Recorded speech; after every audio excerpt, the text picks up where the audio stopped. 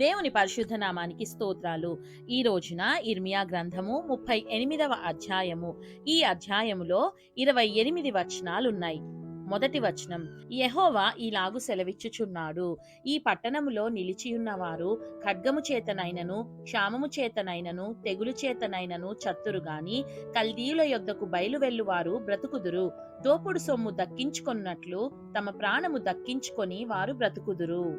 రెండవ వచనం, యెహోవా ఈలాగు సెలవిచ్చుచున్నాడు, ఈ పట్టణము నిశ్చయముగా బబులోను రాజు దండు చేతికి అప్పగింపబడును, అతడు దాని పట్టుకొనును అని ఇర్మియా ప్రజలకందరికి ప్రకటింపగా, మూడవ వచనం, మత్తాను కుమారుడైన షెఫట్యాయును, పషూరు కుమారుడైన గెదల్యాయును, షెలెమ్యా కుమారుడైన యాకూలును, మల్కియా కుమారుడైన పషూరును వినిరి గనుక ఆ ప్రధానులు రాజుతో మనవి చేసినదేమనగా, ఈ మనుష్యుడు ఈ ప్రజలకు నష్టము కోరువాడే కాని క్షేమము కోరువాడు కాడు. నాలుగవ వచనం, ఇతడు ఇట్టి సమాచారము వారికి ప్రకటన చేయుట వలన ఈ పట్టణములో నిలిచియున్న యోధుల చేతులను, ప్రజలందరి చేతులను బలహీనము చేయుచున్నాడు, చిత్తగించి వానికి మరణశిక్ష విధింపుము.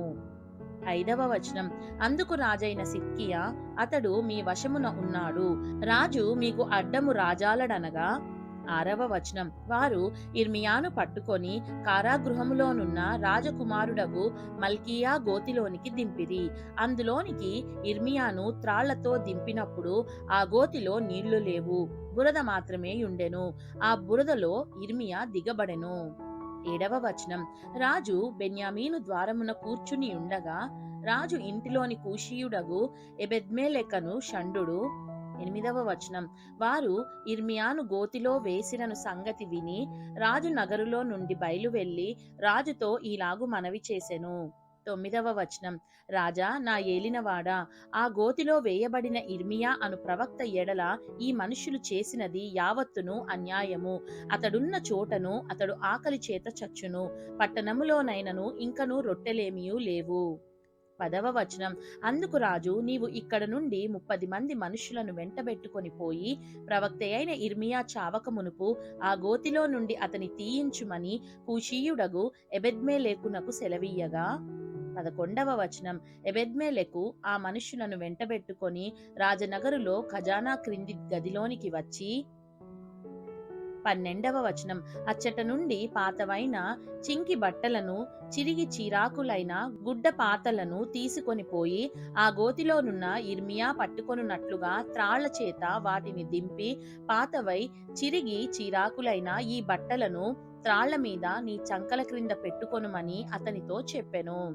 13వ వచనం, ఇర్మియా అలాగు చేయగా వారు ఇర్మియాను త్రాళ్లతో చేదుకొని ఆ గోతిలో నుండి వెలుపలికి తీసిరి. అప్పుడు ఇర్మియా బందీగృహశాలలో నివసించెను. 14వ వచనం, తరువాత రాజైన సిద్కియా యెహోవా మందిరములోనున్న 3వ ద్వారములోనికి ప్రవక్త అయిన ఇర్మియాను పిలువనంపించి అతనితో ఇట్లనెను, నేను ఒక మాట నిన్నడుగుచున్నాను, నీవు ఏ సంగతిని నాకు మరుగు చేయక దాని చెప్పుమనగా. 15వ వచనం, ఇర్మియా, నేను ఆ సంగతి నీకు తెలియజెప్పిన ఎడల నిశ్చయముగా నీవు నాకు మరణశిక్ష విధింతువు. నేను నీకు ఆలోచన చెప్పినను నీవు నా మాట వినవు. 16వ వచనం, కావున రాజైన సిద్కియా, జీవాత్మను మనకు అనుగ్రహించు యెహోవా తోడు, నేను నీకు మరణము విధింపను, నీ ప్రాణము తీయజూచుచున్న ఈ మనుషుల చేతికి నిన్ను అప్పగింపను అని ఇర్మియాతో రహస్యముగా ప్రమాణము చేసెను. 17వ వచనం, అప్పుడు ఇర్మియా సిద్కియాతో ఇట్లనెను, దేవుడు, ఇశ్రాయేలు దేవుడును సైన్యములకు అధిపతియునైన యెహోవా ఈలాగు సెలవిచ్చుచున్నాడు, నీవు బబులోను రాజు అధిపతుల యొద్దకు వెళ్ళిన ఎడల నీవు బ్రతికెదవు, ఈ పట్టణము అగ్నిచేత కాల్చబడదు, నీవును నీ ఇంటివారును బ్రతుకుదురు. 18వ వచనం, అయితే నీవు బబులోను అధిపతుల యొద్దకు వెళ్ళని ఎడల ఈ పట్టణము కల్దీయుల చేతికి అప్పగింపబడును, వారు అగ్ని చేత దాని కాల్చివేసెదరు, మరియు నీవు వారి చేతిలో నుండి తప్పించుకొనజాలవు. 19వ వచనం, అందుకు రాజైన సిద్కియా ఇర్మియాతో ఇట్లనెను, కల్దీయుల పక్షముగా ఉండు యూదులకు భయపడుచున్నాను. ఒకవేళ కల్దీయులు నన్ను వారి చేతికి అప్పగించిన ఎడల వారు నన్ను అపహసించెదరు. 20వ వచనం. అందుకు ఇర్మియా, వారు నిన్నప్పగింపరు, నీవు బ్రతికి బాగుగా నుండునట్లు నేను నీతో చెప్పుచున్న సంగతిని గూర్చి యెహోవా సెలవిచ్చు మాటను చిత్తగించి ఆలకించుము. 21వ వచనం. నీవు ఒకవేళ బయలు వెళ్ళకపోయిన ఎడల యెహోవా ఈ మాట నాకు తెలియజేసెను. 22వ వచనం. యూదా రాజు నగరులో శేషించియున్న స్త్రీలందరూ బబులోను అధిపతుల యొద్దకు కొనిపోబడెదరు. అలాగు జరుగగా ఆ స్త్రీలు నిన్ను చూసి, నీ ప్రియ స్నేహితులు నిన్ను మోసపుచ్చి నీ పైని విజయము పొందియున్నారు, నీ పాదములు బురదలో దిగబడియుండగా వారు వెనుక తీసిరని అందురు.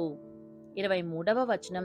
నీ భార్యలందరును నీ పిల్లలును కల్దీయుల యొద్దకు కొనిపోబడుదురు, నీవు వారి చేతిలో నుండి తప్పించుకొన జాలక బబులోను రాజు చేత పట్టబడెదవు గనుక ఈ పట్టణమును అగ్ని చేత కాల్చుటకు నీవే కారణమగుదువు.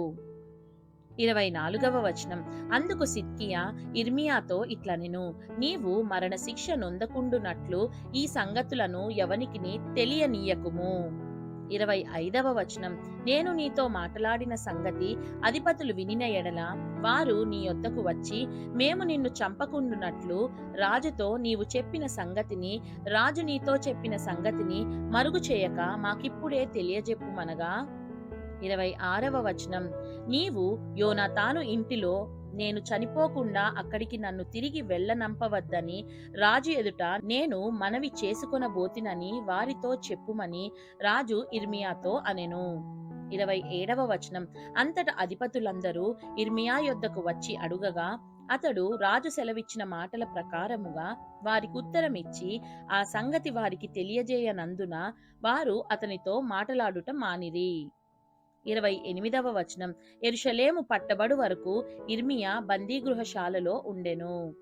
దేవుడు చదవబడిన పరిశుద్ధ వాక్యాన్ని మనందరి వినికిడిలో దీవించి మనల్ని ఆశీర్వదించునుగాక. ఆమేన్.